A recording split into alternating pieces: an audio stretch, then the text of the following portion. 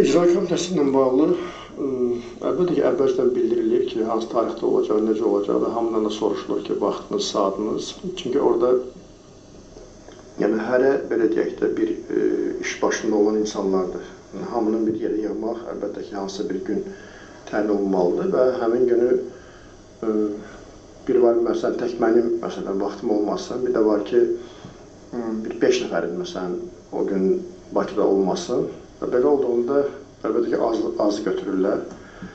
Belə normal bir prosesdir. Çünki ikinci ya üçüncü dəfə deyəsən, belə bu üst-üstə düşür belə, bəlkə fikrimdən yayılır.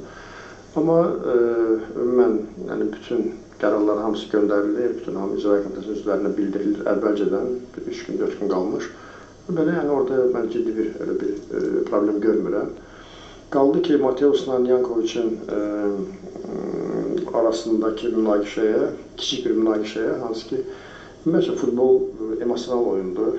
Biz çox şahid olmuşuq belə halların, bundan çox belə sərt halların da şahid olmuşuq. Amma hər bir halda özlərini, əlbəttə ki, biraz belə oyunlarda emosional qoruyub saxlamalıdırlar. Çünki oyunun gedişatına təsir edə bilər.